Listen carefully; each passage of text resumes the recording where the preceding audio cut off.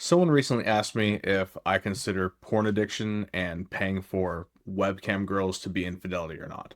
And my honest answer is that it can be, and it often is, especially when we're talking about paying for webcam girls, private sexual interaction, personalized sexual attention, secrecy, deleted messages, spending money behind your partner's back, or creating a sexual relationship with another person online. At that point, we're not just talking about someone seeing explicit content on the internet. We're talking about sexual energy, attention, secrecy, money, and intimacy outside the relationship, which are all classic elements of cheating. I feel like that's a pretty cut and dry case.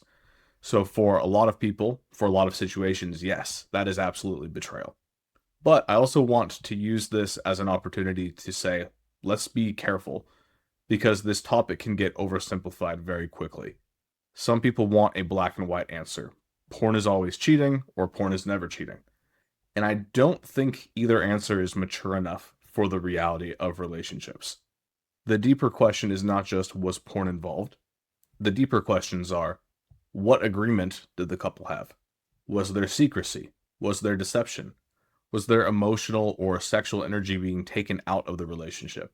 Was money being spent in a way the partner would feel violated by? Was one partner repeatedly choosing porn or cam girls over intimacy with their spouse? And did the other partner have to question their reality because of it? That is where this starts to move into betrayal territory. The research on pornography and relationships is a lot more complicated than most people probably would be willing to guess.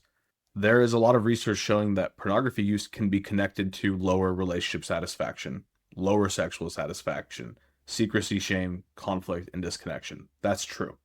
But there's also research showing that the impact is not the same in every relationship. One study, led by someone named Floyd, looked at moral disapproval of pornography, sexual shame and sexual satisfaction, and couple satisfaction. And their findings suggested that pornography use was especially damaging when the person using it morally disapproved of it. In other words, when someone thinks this is wrong but does it anyway, that internal conflict creates sexual shame, and that shame spills into the relationship. It's the discontent and the dissatisfaction they feel within themselves that then bleeds into the dissatisfaction with the relationship. Sometimes the issue isn't really the porn itself, it's the fact that there's shame, secrecy, hiding, and compulsivity to it, and the moral conflict around the whole thing. One study found that couples who viewed pornography together didn't have any negative side effects from watching porn. Whereas if there's just one person doing it, or if it's like an extreme mismatch for how much they're doing it, it can be a lot more complicated and more potentially damaging. So it's not as simple as saying porn always destroys relationships, or that porn is always infidelity. It's also not honest to say that porn is harmless and anyone who is hurt by it is just being insecure. Both of those extremes are missing the point. The way I think about infidelity is not really about physical contact or not. It's about the violation of trust, the violation of agreed upon exclusivity, and just any other agreements that hold the relationship together. So for example, just the idea of, we don't flirt with other people. That's often assumed, if not explicitly stated. And so any type of porn watching that might involve directly messaging the person involved would be breaking that boundary. Or we don't have sexual conversations with other people. And sometimes it is implicit. Your partner may have never said, please don't pay a woman online to perform sexually for you, because they assumed that it was obvious. So if your response to that is, well, you never specifically told me I couldn't, that can feel manipulative and just plain dumb. Healthy relationships are not built on technical loopholes. They're built on good faith. Now, sometimes these conversations do need to take place because it actually isn't fully clear where you each land on some of these moral questions. And having an alignment on the morality of it is important. And having a context where you can actually discuss it openly, where you're genuinely curious, is a necessary condition of that. If you're going into it with like this purity test mindset of I'm going to see whether he or she has a good mindset or a sinful mindset, like don't even bother having the conversation at that point. And another thing I want to say is I do find it somewhat interesting. The question being, does this count as cheating? And I get why people ask that, because if you can prove something counts as cheating, then maybe you feel like this is an important issue. maybe you feel like then you're allowed to set a firm boundary or you're allowed to leave over it. But you don't need to prove that something was infidelity for it to be a serious issue for you. If it's a serious issue for you, it's a serious issue. It doesn't have to be classified one way or another. If it's a boundary that you want to have, then have it, regardless of whether I or someone else counts it one way or another. So instead of asking, does this technically count as infidelity? Just ask, like, did this violate trust? Did it make me feel sexually unsafe? Was I lied to? Is my partner willing to understand why this hurt me, or are they only trying to escape accountability? At the same time, I do think it is worth considering, am I being too prudish on my views of sexuality? Have I been overreacting to what this has to mean? Especially in light of the evidence that there have been multiple studies done, like I said, that show it does not have to be a problem. Also, another point, I think we need to be careful with the term addiction. Some people will use the phrase porn addiction very casually to say, my partner watches porn and I don't like it. That is very different than a real compulsive pattern where someone feels unable to stop, escalates over time, hides the behavior, experiences consequences, and continues anyway. Those are very different situations.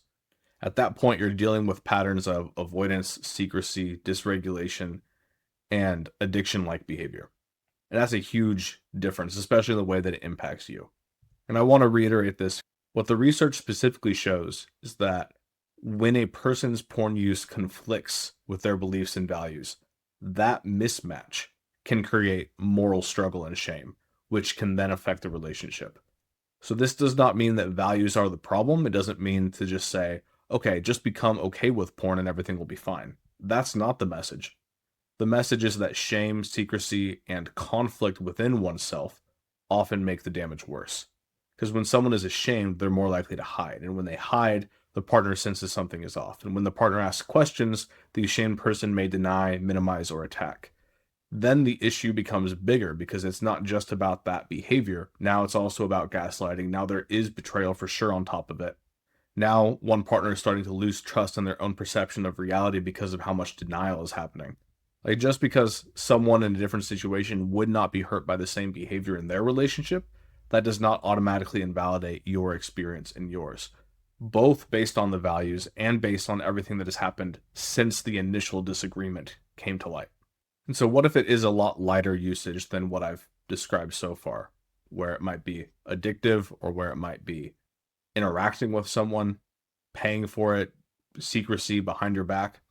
What if it's just occasional? There weren't lies, but it happened.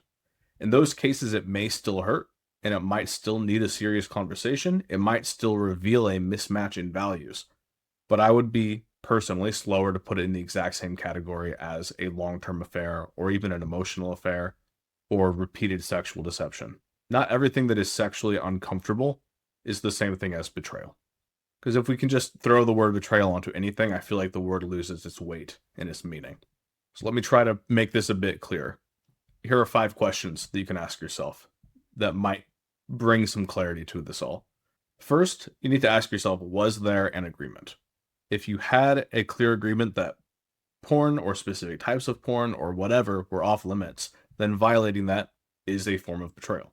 Second, was there secrecy or deception? Because hiding something can be a form of betrayal. Third, I would invite you to ask if there was interaction. Paying a specific person, chatting, requesting things, forming some type of sexual connection. These progressively get closer and closer to the category of betrayal. Fourth, was there harm to the relationship?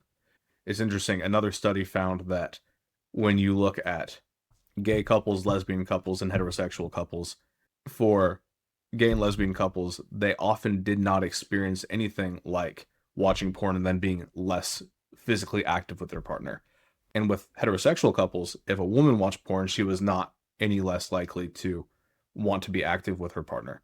But within heterosexual couples, if a man watched porn, there was a little bit more tendency for him to not want to be physically active with her. And so that is another question you can ask. Was there harm to the relationship? Was intimacy declining as a result? That is a real form of betrayal if someone is using that as a replacement for you. And then fifth, how did they respond when confronted? Did they take responsibility, or did they minimize, blame, mock, gaslight, or make you feel crazy?